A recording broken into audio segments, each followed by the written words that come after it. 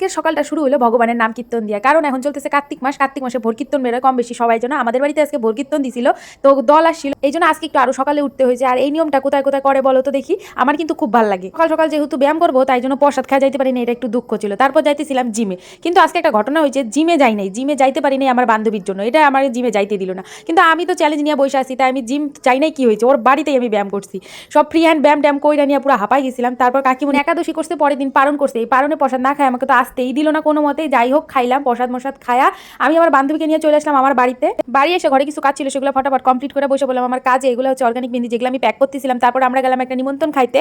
আমার তো নিমন্ত্রণে প্রসাদ খাইতে খুব ভালো লাগে, মহাপ্রভুর ভোগের প্রসাদ। কার কার ভালো লাগে আমার মতো তারা তারা কিন্তু অবশ্যই কমেন্ট করো। তারপর কি সন্ধ্যাবেলা একটু ঘুরাঘুরি করে বসে বললাম প্র্যাকটিস। আর এটা দেখো কি আগা মাথা কলকা বানাইছে, কিছু বুঝলামই না। আর আমি করছি হলো এটা কেমন হয়েছে অবশ্যই জানি, আমি তো কইছিলাম আমি প্রত্যেক দিন কাজ করবো, আজকের কাজ হলো এটা। আর ও যে কি বানাইতেছে কি থুই আমি কিচ্ছু বুঝতেছি না। তো যাই হোক, আজকের ভিডিওটা এই পর্যন্তই, টাটা, আবার দেখাবো অন্য কোনো ভিডিওতে।